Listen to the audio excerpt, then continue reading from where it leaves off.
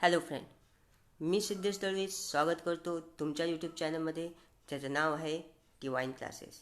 आणि आज आपण पाहणार आहोत ऑर्गनायझेशन ऑफ कॉमर्सचा 4था चॅप्टर बिझनेस सर्व्हिसेस. यामध्ये आज आपण पाहणार आहोत प्रिन्सिपल ऑफ इन्शुरन्स हा क्वेश्चन. ह्यात आपण function of bank and types of bank हे दोन्ही क्वेश्चन कवर केले आहेत ह्याच चॅप्टरमधील. तर दोन्ही क्वेश्चनचे लिंक्स मी डिस्क्रिप्शनमध्ये दिले आहेत. दोन्ही व्हिडिओ तुम्ही पहा आणि चॅनलला लेक्चरला सुरू करण्याआधी चॅनलला सबस्क्राईब करा आणि बाजूला असलेल्या बेल आयकॉनवर नक्की क्लिक करा, म्हणजे नवीन व्हिडिओचे नोटिफिकेशन तुमच्यापर्यंत पोहोचत राहते. चला सुरू करूया आजचा व्हिडिओ. तर इन्शुरन्स मिनिंग. तर इन्शुरन्सचा मिनिंग काय होतो? Insurance is a contract between two parties, that is insurer म्हणजे इन्शुरन्स कंपनी अँड इन्शुर्ड म्हणजे policy holder, whereby the insurer agree to compensate the insured against loss. तर इन्शुरन्स काय? इन्शुरन्स एक contract आहे कोणामध्ये? दोन पार्टीमधील. तर ह्या दोन पार्टी कुठल्या? तर इन्शुरर म्हणजे इन्शुरन्स कंपनी म्हणजे LIC आली, भारतीय एक्सा, HDFC अर्गो, या सगळ्या ज्या इन्शुरर आहेत म्हणजे इन्शुरन्स कंपनी आहे. आणि इन्शुअर कोण? तर पॉलिसी होल्डर. आता पॉलिसी होल्डर इंडिव्हिज्युअल असू शकतो, बिझनेसमॅन असू शकतो, कुठली फर्म असू शकते. तर या कॉन्ट्रॅक्टमध्ये काय होतं? जो इन्शुरर म्हणजे जी इन्शुरन्स कंपनी असते ती ॲग्री होते की इन्शुररला होणारा जो लॉस आहे तो कंपेन्सेट म्हणजे नुकसान भरपाई देण्यासाठी इन्शुरन्स कंपनी ॲग्री होते ह्या कॉन्ट्रॅक्टनुसार.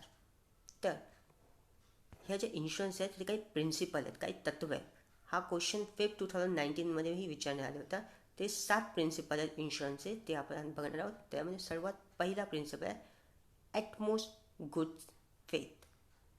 आता हा प्रिन्सिपल काय सांगतो? द इन्शुर्ड म्हणजे जो पॉलिसी होल्डर आहे must be provide the insurer म्हणजे इन्शुरन्स कंपनीला complete, correct and clear information of subject matter of insurance and वायस वर्सा. तर हा जो ॲटमोस्ट गुड फेथ हा जो प्रिन्सिपल आहे तो काय म्हणतो?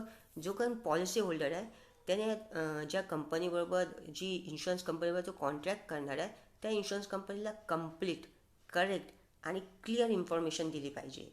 अँड व्हायस वर्सा म्हणजे इन्शुरन्स कंपनीने पण त्याच्या पॉलिसी होल्डरला सगळी क्लिअर, कम्प्लीट अँड सर्व टर्म्स अँड कंडिशनची चांगली पूर्णपणे इन्फॉर्मेशन दिली पाहिजे. Failure to provide complete, correct and clear information may leads to non-settlement of claim.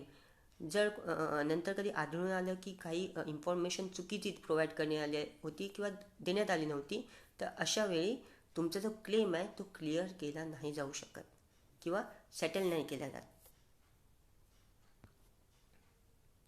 Second principle आहे insurable interest. Insurable interest means some financial interest in a subject matter. आता ज्या पण गोष्टीचा तुम्ही इन्शुरन्स करत असाल, जसं की कारचं इन्शुरन्स करत असाल, घराचं इन्शुरन्स करत असाल, तर ज्या गोष्टीचा तुम्ही इन्शुरन्स करता त्यामध्ये तुमचा काही इंटरेस्ट असला पाहिजे. ती पहिली गोष्ट ती तुमची असली पाहिजे आणि त्यामध्ये तुमचा काही इंटरेस्ट असला पाहिजे. ह्याला म्हणतात insurable interest. Principle of indemnity. आता म्हणजे नुकसान भरपाई असं होतं ह्याचा अर्थ. So this principle applicable to fire, marine and general insurance. हा जो प्रिन्सिपल ऑफ इंडिम्निटी हा जो प्रिन्सिपल आहे म्हणजे तो principle fire, marine and general इन्शुरन्सला लागू होतो, पण it is not applicable to life insurance. आता असं का? तर ह्याचा अर्थ ह्याचं कारण असं आहे की लाईफ इन्शुरन्स आपली जी लाईफ आहे, आपलं जे आयुष्य आहे त्याचं कोण आपण व्हॅल्यू नाही करू शकत. त्यामुळे त्या लाईफची कोण नुकसान भरपाई काही असं काही देऊ नाही शकत. त्यामुळे प्रिन्सिपल ऑफ इंडिम्निटी त्याला ॲप्लिकेबल नाही होत. Under this principle the insurer agree to compensate the insured for actual loss suffer. या प्रिन्सिपलनुसार जी इन्शुरन्स कंपनी आहे ती पॉलिसी होल्डरला ॲक्च्युअल लॉस जो सफर झाला आहे तो कंपेन्सेट म्हणजे नुकसान भरपाई देण्याचं ॲग्री करते. चौथा प्रिन्सिपल आहे principle of contribution. Under this principle, the insured can claim the compensation only to the extent of actual loss, either from any one insurer or from all insurer. आता ह्याच्यामध्ये काय होतं, जे इन्शुरन्स कंपनी आहे तो actual loss झाला आहे तेवढंच क्लेम इन्शुरन्स कंपनी करेल. आणि जो समजा आता माझ्याकडे 500 करोड रुपयाचं काही गुड्स आहेत. आता हे 500 करोड रुपयाचे गुड्स मला इन्शुअर करायचे आहे, तर कुठली एक कंपनी समजा इन्शुरन्स देत नसेल तर मी एक 2 किंवा त्यापेक्षा अधिक कंपन्यांचं मिळून 500 करोडचं एक इन्शुरन्स काढलं. 500 करोडच्या गुड्सचं इन्शुरन्स काढलं आणि त्यामध्ये 200 करोडचे जे गुड्स आहेत ते लॉस झाले. अशा प्रसंगी ह्या ज्या दोन किंवा 3 कंपन्या आहेत त्यापैकी कुठलीतरी एक कंपनी मला 200 करोड रुपयाचा लॉस रिकवर करून देईल किंवा तिन्ही कंपन्या मिळून मला 200 करोडचा लॉस रिकवर करून देईल.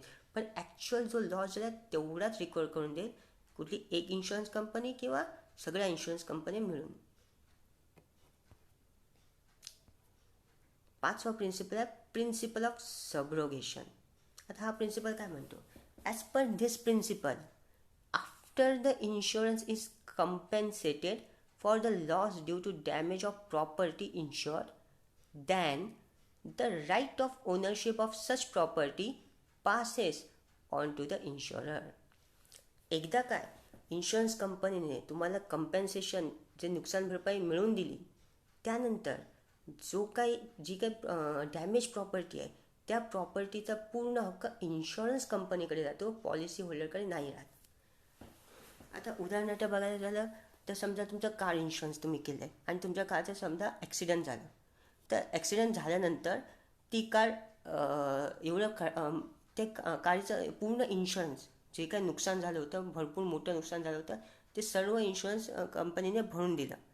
त्यानंतर तिची स्क्रॅप झालेली कार आहे, डॅमेज झालेली कार आहे, पूर्णपणे डॅमेज झालेली कार आहे जी वापरू नाही शकत, तो जो स्क्रॅप आहे तो पूर्ण स्क्रॅप इन्शुरन्स कंपनीच्या मालकीचं होईल, त्याच्यावर तुमचा काही हक्क राहणार नाही.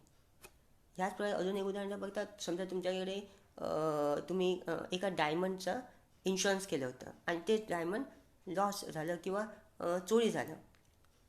त्यानंतर तुम्ही इन्शुरन्स कंपनीला क्लेम केला आणि इन्शुरन्स कंपनी त्याचे पैसे तुम्हाला पे केले आणि काही दिवसानंतर ज्यांनी चोरी केली असेल तो पकडला गेला आणि ते डायमंड भेटला.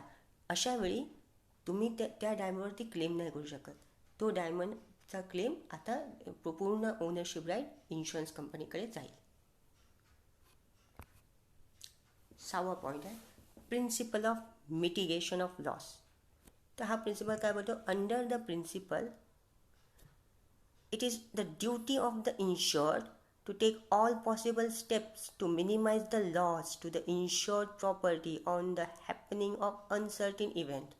आता principle of mitigation of loss काय बोलतो की ह्या जो इन्शुअर्ड आहे म्हणजे जो पॉलिसी होल्डर आहे त्याने ऑल पॉसिबल स्टेप म्हणजे जे शक्य होईल ते करायला पाहिजे जो काय लॉस होतो तो मिनिमाइज होण्यासाठी. समजा तुमच्या मालकीचा गोडाऊन आहे ज्याच्यात तुम्ही इन्शुरन्स केलं आहे आणि तुम्ही असताना तिथे आग लागली, तर तुम्ही असं नाही बोलू शकत की बा चालेल माझं इन्शुरन्स आहे लागू द्या, काही नाही होऊ शकत, असं नाही करू शकत.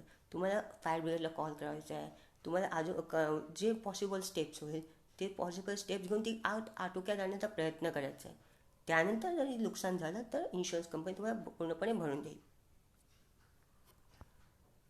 7वा प्रिन्सिपल आणि शेवटचा प्रिन्सिपल आहे तो बोलतो प्रिन्सिपल ऑफ कॉझा प्रॉक्सिमा.